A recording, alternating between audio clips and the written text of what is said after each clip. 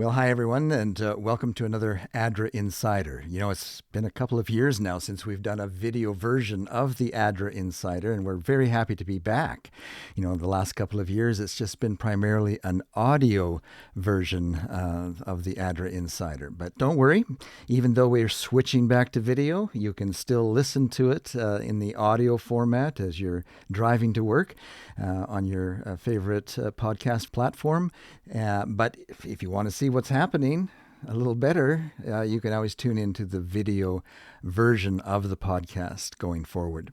There's so many amazing things that are coming in 2026 that we wanted to be able to show you visually what ADRA is doing, the amazing work of ADRA. Today I have with me a very special guest, and I want to introduce him to you for a couple of reasons. One being is that going forward, he will be the face of this new video podcast. And so I have with me here Lyle Notice. Lyle, thank you for making time in your schedule today. Thank you for having me, Frank. It's a pleasure to be here. Tell me a little bit about yourself. You're rather new to ADRA. What's your background? Yeah, so actually for the last 12 years, I was youth director for Alberta Conference. Oh, okay. And so I was in Alberta and focusing on youth. That could be mission trips, basketball camps, skateboard camps, anything youth culture related. Lyle Notice did it. So you probably have a lot of followers on your social media because of that 12-year run. Yeah, and I don't know why. I don't know why people follow me, Frank, but they do. On Facebook, I have close to 6,000 followers, and on Instagram, I have over 11,000 followers. Well, that's wonderful. I'm hoping that you'll be able to bring some of those into our ADRA podcast. Definitely. Why don't you say hello to your viewers? Listen, viewers, wherever you are, thank you for following me all these years. And now that I'm a part of ADRA, follow ADRA too. Follow on LinkedIn, follow on Facebook, follow on Instagram, all social media platforms. We want you to follow ADRA Canada. All right. Lyle, I'm curious. You could probably do a lot of different things in your professional career. Why is it you decided to work for ADRA? You know, that's a good question, Frank. And the reality is I had resigned from youth ministry in Alberta in August of 2023. That was my last time there working as youth director. And it's so interesting because, quick story, at camp meeting in July, Teresa was there, and she came by the youth tent, and she looked at me. She said, "Lyle, you would be great for ADRA." And in my head, I chuckled. I laughed. I was like, yeah, no. I was planning to ride off into the sunset and just kind of focus on me and personal ministry, my personal ministry. 2 years later, opportunity rolls around, and here we are, associate director for philanthropy and marketing. And she asked me if I would join her and be her associate, and it was a privilege. But prior to her asking me and me accepting, I was thinking about going back into pastoral ministry. And there were some great opportunities. There's a beloved church of mine here in Oshawa that I would have loved to have been their pastor. But something, I feel like God was like, Lyle, ADRA, this is for you in this season. And what drew me to ADRA specifically was the humanitarian work. At the core of who I am, Frank, I'm a humanitarian. I seek to improve humanity, human flourishing, anything that has to do with helping other human beings. That speaks dear to my heart. And that's what ADRA does. That's exactly what it does. And so, you know, the purpose, and sometimes I always get this mixed up, but essentially to serve humanity so that all may live as God intended. It just reminds me of the text where it says Jesus came that we might have life and life more abundantly. It's like God wants every single human being to live a good, high quality life. And ADRA does exactly that. Right. Yeah. Well, now that I've introduced you as the face of the ADRA Insider Podcast, maybe tonight as we talk together, we can kind of co-host this. And I'll ask you some questions. You can ask me some questions. And then going forward, Lyle will be the guy. You know, we had originally planned to launch this video podcast again in 2026. But something happened recently. A week or two ago, you and I took a trip to the Maritimes, Yes, right? yes. And we had a wonderful time. We visited a lot of churches, saw some amazing things of what local churches are doing in their communities. It was very inspiring to see. But something that happened to me, I think you were at another church. I think you were preaching at the Halifax church. I was preaching at Dartmouth. Yes. And after the service, a faithful supporter of ADRA came up and talked to me, and he asked me a very interesting question. He said, "Is ADRA taking money from the United Nations?" Yes. And I had heard rumors about this, about how some people have stopped giving to ADRA because they're afraid that ADRA is kind of connected to the UN or receiving some type of direction from the United Nations, and for various reasons they don't like that, and so they're stopping their support to ADRA. And he told me that people had been coming up to him because they knew that he was a faithful supporter every year, telling him that he should no longer give to ADRA because of this. So he came and asked me, does ADRA get funds from the United Nations? And I said, I'm not sure how that rumor got started, but I assured him that ADRA Canada does not receive any funding from the United Nations. But I thought I'd better do some research on that just to make sure. Well, how did this rumor ever get started? So I did a deep dive. I went to some websites, watched some videos, and I think I've discovered how this rumor got started. Not too many people, I think, are aware that ADRA is structured in a way that it's a network of offices. We work in about 118 countries around the world, and where ADRA is established in each of these countries, their board of directors are local. And they have to register with the local governments, and they have to follow the laws and regulations of the local governments where they're set up. And ADRA Canada is like that as well. We have our own board of directors. Professional people from across Canada are on our board of directors, and each year we're audited, independent audit, and the government of Canada is who we get our NGO status from. I think that was one of the rumors that went around too, is that ADRA somehow is getting their NGO status, non-governmental organization status, from the United Nations, and in order to maintain that, they had to follow the rules and regulations and directives of the United Nations. But that's not the case. And so I went and Googled, does ADRA receive funding from the United Nations? And I got a hit. There actually is some reference to ADRA getting funding from the United Nations. And so if people Googled it, they would probably get that. They're getting it from a website from the United States. It's ADRA International, it's called. That's the ADRA in the United States. And apparently, I don't know how much funding they're getting or from what department of the UN or what directives they need to follow to get that.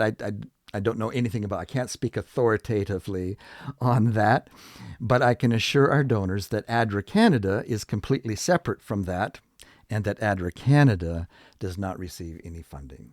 Yeah, thanks for clearing that up, Frank, because I think that's so important. In a lot of my travels that I've just briefly been here, started since July, that's a question that comes up. And so the fact that you have just clarified that ADRA Canada does not receive funding from the UN, I think is very important for our donors to hear. Yeah. So thanks for that.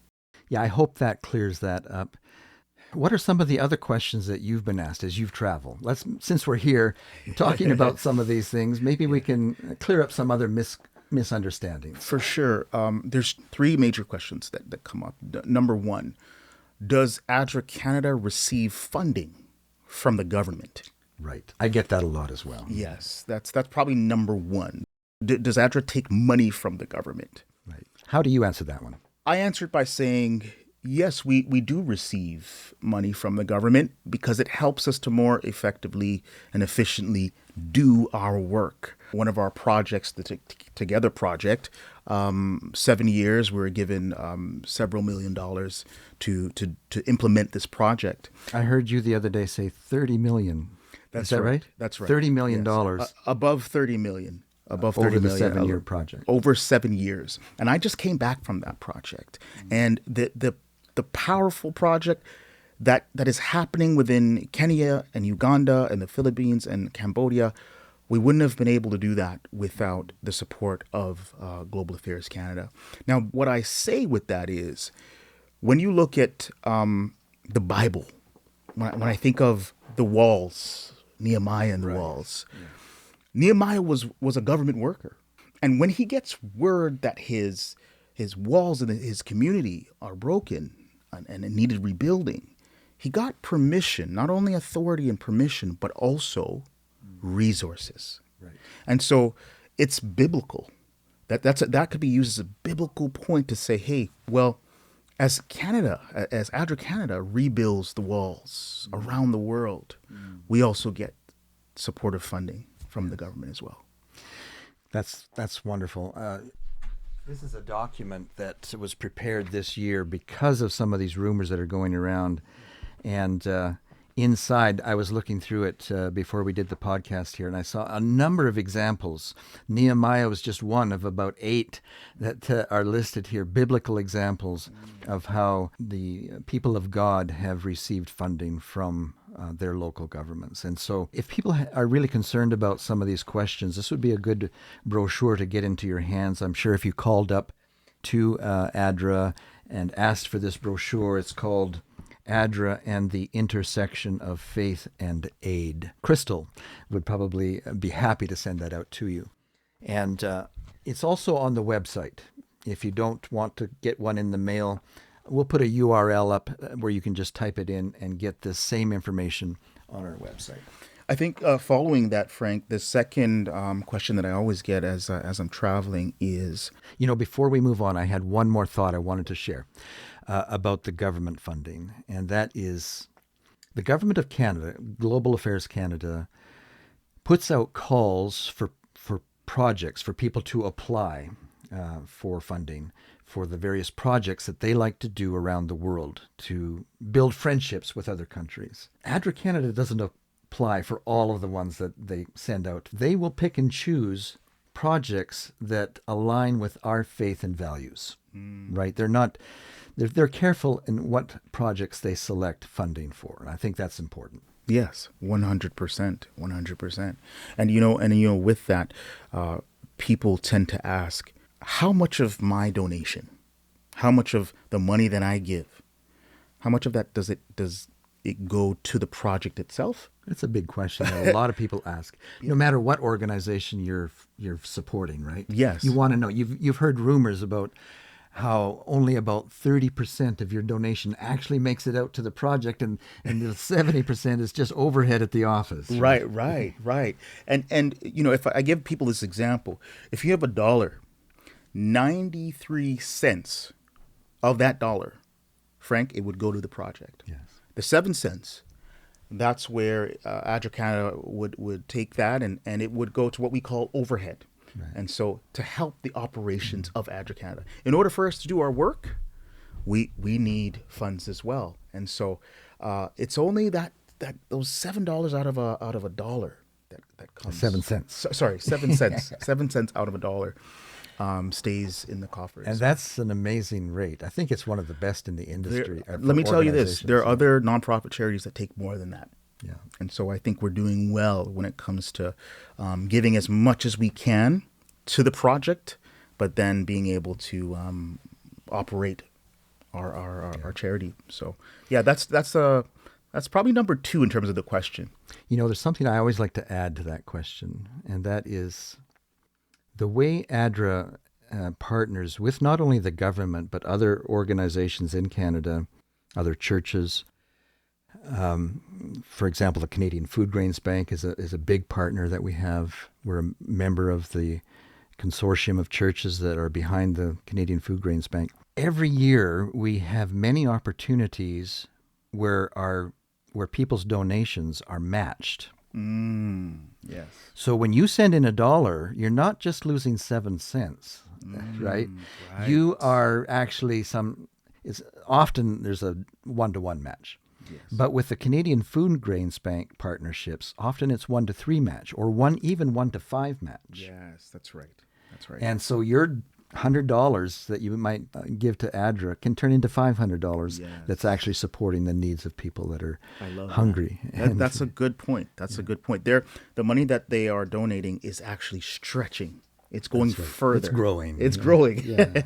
Yes. It's the type of thing where people say, "Where can I invest my money?" And I like to tell people, it's nice to invest in people. And here's a wonderful opportunity where you can have $100 turn into $500 very quickly. Exactly. Yeah. I love that. I love what other model does that? Yeah. So when you're giving, like donors, when you're giving, you have to understand that it's getting doubled, tripled, quadrupled, right? Yeah. For maximum impact. Yeah. Now following Any others? Yeah, following that. Another one, and I don't know, Frank, you've been in the game much longer than I have, but you've probably come across this one as well, where people ask, why don't you guys proselytize? Why don't you guys baptize? Have you heard that one, Frank? Why don't you evangelize? Right. Yeah, I get that a lot. And they say, well, if this is an Adventist nonprofit, we should take the message. There should be baptisms. There should be Bible studies. And I think what's important to realize is ADRA Canada is a humanitarian organization. It's the humanitarian arm of the church. Right. Our mission, essentially, or you could say our identity, is definitely Adventist. It's in our name, Adventist Development and Relief Agency. Right. Now, what I love about what ADRA is able to do is we're able to go into particular countries, and we're allowed into these spaces because we're not directly, blatantly making disciples and that sort of thing. Especially if it's a Muslim country, right? Islam. In some situations, I know that if we were blatantly evangelizing or proselytizing, trying to make Muslims into Christians, many of our workers would be in danger of their lives. And so that's we've been able to move into like the 118 countries. Right. We wouldn't have been able to if we had been more evangelistic. Right. Now, it's not a situation where we don't share our Christian values. My job, I don't know if everybody knows, my job is to go around to all of these countries and film and photograph. And there's a lot of countries where I see that the ADRA director, the leader of a group education in a remote village, will start with prayer. There's just some countries where they even expect that. There's some countries that are, like the Philippines, for example, is highly Catholic. And whether it's ADRA or anybody else that starts a meeting in a village, they always start with prayer. And so ADRA does it too. I've heard rumors that ADRA is reconsidering this and maybe will be doing more evangelism. Maybe some of our viewers will appreciate that. But, after 36 years of observing how ADRA works, I kind of hope that they don't. ADRA started out in 1983 specifically stating in their mission statements and their values that they would not proselytize. We say that. It's kind of a big word, but it just means if the Baptists accused us of proselytizing, it's kind of a word that means sheep stealing, right? So we decided that the humanitarian arm, ADRA, the humanitarian arm of the church, wouldn't do that. And here's some of the reasons why I think that it's important to maintain that. One is ADRA intersects people at at the most difficult time in their lives. Yes. If it's been a disaster, they're in shock. You know, they've just lost everything. Maybe a flood has taken away all of their crops, all of their livestock. Their house has been wiped out. They don't know where they're going to get their next meal. Yeah. They're in shock. Right. Is it a good time to come along and say, we'll give you food if you listen to our Bible study? Right. You know, they're not ready for that. They're not prepared for that. Yeah. And in addition to the disaster relief programs that we do, we often go into the most remote villages of the world. These are the people that have been neglected, abused by their government, forgotten peoples of the world, the voiceless people of the world. Yeah. They're vulnerable. Yeah. And maybe their crops have failed and they're hungry. Yeah. And you can imagine if you put yourself in that situation, you know, your children are hungry. They come to you every night. Can we have something to eat? And you have to say, not tonight, sweetie. Maybe tomorrow. You know, can you imagine? Right. I can't imagine that. And then someone comes along and offers you food. If you come to their meetings, well, of course you're going to go to the meetings, right? Yeah. To feed your kids, you'll do anything. Right. And you'll learn the songs and maybe even get baptized. Yeah. Yeah. But what happens when ADRA moves on to the next village and the crops fail again? And this time it's another church organization that comes along and helps them. Of course they're going to come to their meetings, right, to get the food. This is what's called rice Christians. And some organizations do it, but I'm pleased that ADRA hasn't taken that approach. In school, when I was training in my undergrad, you know, I used to hear my professor talking about disinterested benevolence. Right.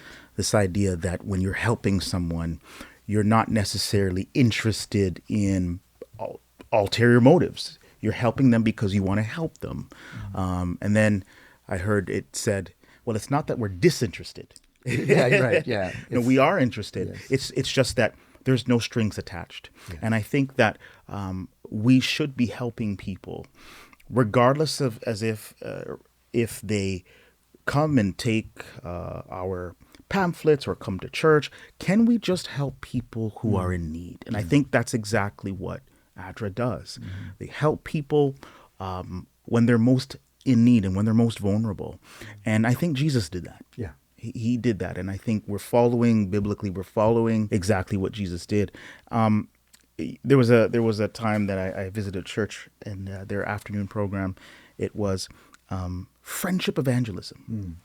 And I got a little bit leery. Here's why, Frank. They were trying to say, let's learn how to be people's friends so that we can evangelize them. Right. But I think for me, when I think about my friends, I generally just love them. I like them for who they are. I like that. And I think we have to learn as a church that it is okay to help people. It's okay to feed people, clothe them, visit them in jail, as Jesus said, without anything in return. Yeah. Something I've noticed over the years is that even though people are living in remote regions, they're not ignorant. You know, ADRA comes in, they talk about what they might be able to do, bring water, sanitation, teach them health, teach them how to grow better gardens. And of course, the village council says, yeah, we'd like that. But in their minds, they're saying, they're a little bit suspicious. What's the catch? Right. You know, people don't do something without some ulterior motive. So the first year they're watching carefully. They're waiting for the other shoe to drop, right? Nothing happens with ADRA. No strings attached. So the second year, ADRA's teaching people how to start their own business and setting up small loans, and still no other shoes dropping. The third year, ADRA's packing up to move on to the next village, and the village leaders are saying, well, that's it? I mean, who are you people? Right. Yeah. Why did you come all the way from Canada to help us here in a remote island in the Philippines? Yeah. That's when they're open. That's when they're ready spiritually to, When they're starting asking the questions, right? That's when they're ready. You know, it's interesting. As we were traveling last week, we were at a particular event, and as you know, we were giving out free merch, free toques, free scarves, and I remember this one person's reaction, and we were saying, "This is free. It's all free," and they were like, "No, no way, no." Yeah. They just couldn't believe that ADRA was giving out things for free. And I think I love it. It's connected to what you're saying. This is what we do.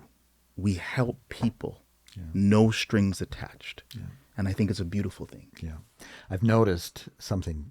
If the local church in that country, if they follow up right after ADRA leaves in a village and say, you know, the people... Our friends ADRA mentioned that you have questions. Would you like us to come and talk about the reasons why ADRA did what they did? Right. You know, ADRA's already done all the heavy lifting. For 3 years, they've been teaching the health message. They've teaching them how to read. So now when the Bibles are handed out, they can actually read the Bibles. Right. And they're no longer vulnerable. They can make their own money. They're independent now. Yeah. They're finally ready to receive the gospel message. And you know what? Just to follow up with what you're saying, I want to be unequivocally clear. We're not saying that we don't share if we're asked. That's right. What faith are you of? Or, of course. Of course, we're going to share that. Yeah. The difference is it's not a requirement. We're not requiring people to become Adventist and then we help them. Yeah. Yeah. I sometimes think about the street missions where the street people can come in and get a bowl of soup if they sit and listen to a sermon. And I'm so glad that ADRA doesn't do that. Yeah. Well, it's been delightful to spend some time with you, Lyle. I'm looking forward to 2026 and all of the things we'll be able to share on the ADRA Insider Podcast. What are some of the things that we're planning? So I just want to say this. I know we're here seated in a podcast style, but guess what? We are going on the road, aren't we, Frank? That's right, on location. On location. And so, I mean, we just wrapped in Maritimes. You're going to see various different projects from the churches, the local churches over there. It's so exciting. 2026, we're going to be in Kenya. That's our next trip in February. And then sometime in April, we're going to be in Philippines and Cambodia. And so we're taking this live into the field, and it's going to be very exciting. Yeah. Looking forward to it. Looking forward to it. You know, here we are at the end of the year. People are wanting to give, right? How can they support ADRA? Oh, boy, I'm glad you asked. Listen, the best thing that you could do is just go to adra.ca. And it'll pop up right there if you want to donate, if you want to give. And guess what? If there's a particular project or a particular area that you're interested in, we have tons of opportunities for people to donate. And so that's your best bet. Go there right now, adra.ca. Please follow us, subscribe, Facebook, X, LinkedIn, Instagram, all social media platforms. Please go and follow us. And one other thing I have to share with you. As you know, we just launched our social enterprise. And it's so amazing. ADRA Canada is the not-for-profit charitable organization, but Hope Harvest is our social profit. So this is for profit. The two are separate, but still yet ADRA oversees Hope Harvest. Now, these cashews, straight from Ghana, what we do is we buy them locally. And the problem is these farmers are getting nickeled and dimed. So for every kilogram, they get 7 cents. You know, Lyle, I was in Ghana last February. Oh, wow. I have about 5 stories we could share in the ADRA Insider Podcast about these farmers that are now making so much more money because of our partnership with ADRA. Listen, that should be definitely our next show. Now that we're working with them, they're now getting $7 USD per kilogram. And the profits that we make, we put it right back into the social enterprise to do more good. And guess what? We also have dried pineapples coming. We have dried mangoes. We're even, I was talking to Steve the other day, we're even talking about cacao. There's so many things that I believe ADRA is doing to help literally restore dignity and humanity to people. And so please follow us, like, subscribe, and donate. And, isn't there something else? Didn't you bring in a little gift catalog to show? Oh, my goodness, Frank. Oh, how could I forget? This right here. Viewers, please, you don't want to miss this. And especially now that we're in the Christmas season, this is a great gift idea. You take a stroll through these pages, you can actually gift someone a gift by helping humanity. I mean, what better thing to do than that? This Christmas, instead of buying a physical gift, so to speak, this is actually you're doing social good for the Christmas season. And so, yeah, this is our gift catalog. Now, what if people didn't get this in the mail? Is there another way that they can still... 100%. If you go to adra.ca/gifts, there's an online digital version that you can definitely consult. And so even if you don't have the physical copy, we've got digital for you.